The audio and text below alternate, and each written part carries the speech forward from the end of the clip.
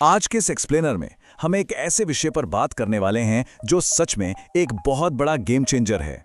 Android 17 the new creator ecosystem. हम Android के creator tools, बेहतरीन तकनीकी सुधारों और उन रणनीतिक साझेदारियों की गहराई में जाने वाले हैं जिन्होंने इस प्लेटफॉर्म को पूरी तरह से बदल कर रख दिया है। खैर, बिना किसी देरी के सीधे मुद्दे पर आते हैं। टेक एनालिस्ट्स का ये बयान काफी कुछ कह जाता है। अगर एक क्रिएटर प्लेटफॉर्म के रूप में एंड्रॉयड को गंभीरता से लिए जाने का इंतजार था तो ये वही साल है। मतलब अगर अब तक इस बात पर थोड़ा भी डाउट था तो वो अब खत्म हो जाना चाहिए। ये एक बेहद आक्रामक और स्पष्ट रणनीति है जो बताती है कि एंड्रॉयड अब पूरी तरह से तैयार है। फटाफट देखते हैं कि आज का एजेंडा क्या है। Number 1, the new creator era. 2, Meta integrations का विस्तार। 3, टेक्निकल और प्रो लेवल एनहांसमेंट्स। 4, प्रतिद्वंदियों से मुकाबला। 5, रणनीतिक साझेदारियां। और आखिर में 6, इकोसिस्टम का भविष्य। हमारा पूरा फोकस उन टूल्स और पार्टनरशिप्स पर रहेगा जो क्रिएटर्स के लिए असल मायने में फर्क लाते हैं। तो शुरुआत करते हैं पहले पॉइंट से, द न्यू क्रिएटर एरा। ऐतिहासिक रूप से देखें तो एंड्रॉयड पर क्रिएटर्स को काफी तकनीकी दिक्कतों का सामना करना पड़ता था, लेकिन एंड्रॉयड 17 के साथ जो नए अपडेट्स आए हैं वो इन सारी पुरानी समस्याओं को जड़ से खत्म करने के लिए ही डिजाइन किए गए हैं। जैसे कि पिक्सल डिवाइस पर आने वाला ये नया फीचर, स्क्रीन रिएक्शंस। अब उन भारी भरकम और महंगे ग्रीन स्क्रीन सेटअप्स को हमेशा के लिए बाय बाय कहने का वक्त आ गया है। अब चेहरा और स्क्रीन दोनों एक साथ बिना किसी झंझट के रिकॉर्ड किए जा सकते हैं। यह बिल्कुल साफ दिखाता है कि एंड्रॉयड अब एकदम फ्रिक्शनलेस और नेटिव कंटेंट क्रिएशन को कितनी तवज्जो दे रहा है। आगे बढ़ते हैं दूसरे सेक्शन पर, डीपनिंग मेटा इंटीग्रेशंस।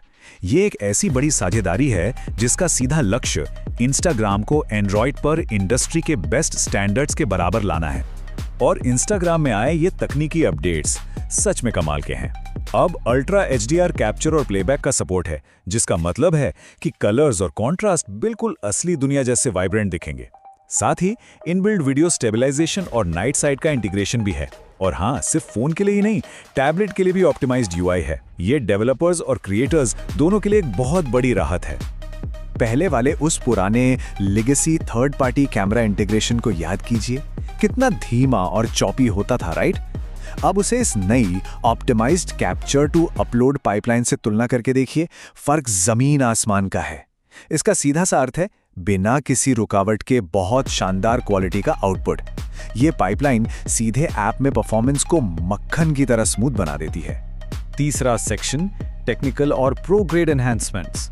अब हम आम टूल से एक कदम आगे बढ़कर उन हार्डकोर टेक्निकल अपग्रेड्स की तरफ चलते हैं जिन पर पेशेवर लोग सबसे ज्यादा निर्भर करते हैं।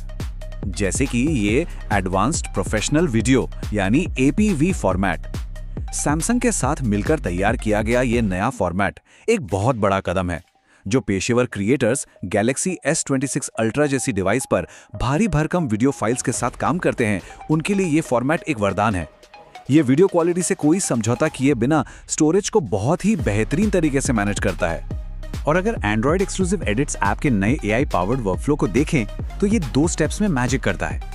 पहला स्टेप है स्मार्ट एनहांस, जो सिर्फ एक टैप में ऑन डिवाइस AI के जरिए वीडियो को अपस्केल कर देता है। और दूसरा फीचर तो सच में जादुई है, साउंड सेपरेशन। आउटडोर शूटिंग के दौरान हवा या शोरगुल से आवाज को अलग करना अक्सर किसी बुरे सपने जैसा होता है, लेकिन ये AI टूल उसे चुटकियों में सुलझा देता है। आपकी घंटों की मेहनत बच जाती है। चौथा हिस्सा, बेंचमार्किंग द कंपटीशन। ये समझना बहुत जरूरी है कि एंड्रॉयड के ये नए फीचर्स बाजार में मौजूद मुख्य प्रतिद्वंदियों के सामने असल में कैसा प्रदर्शन कर रहे हैं। अगर हम डेटा और इंस्टाग्राम वीडियो क्वालिटी टेस्ट्स पे नजर डालें तो एंड्रॉयड फ्लैगशिप डिवाइस और प्रतिद्वंदी प्लेटफॉर्म्स के बीच की जो दूरी थी वो अब पूरी तरह खत्म हो चुकी है।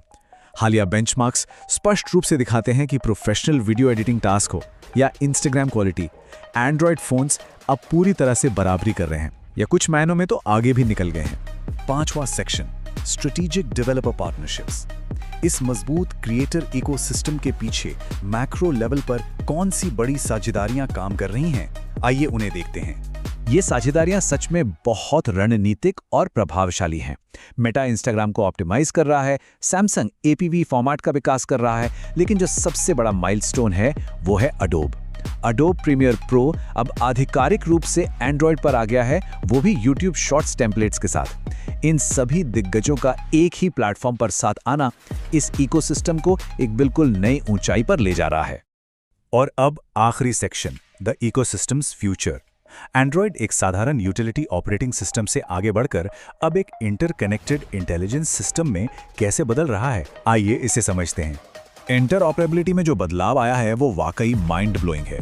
मतलब क्विक शेयर का एप्पल के एयरड्रॉप के साथ काम करना, ये किसने सोचा था? इसके अलावा eSIM के साथ wireless iOS to Android migration और गूगल बुक पर ऐप्स का सीमलेस तरीके से चलना, ये सब मिलकर साबित करता है कि एंड्रॉयड अब एक top tier, highly competitive professional network बन चुका है।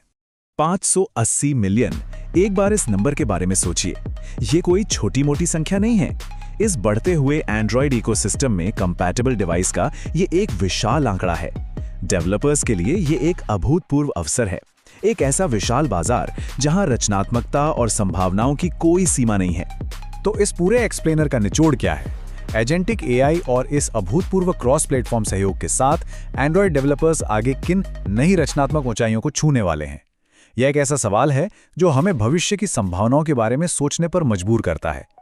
एक बात तो तय है, एंड्रॉयड का यह नया अवतार क्रिएटर स्पेस में एक बहुत लंबी पाली खेलने वाला है। आज के इस विस्तृत विश्लेषण में हमारे साथ जुड़ने के लिए बहुत बहुत धन्यवाद।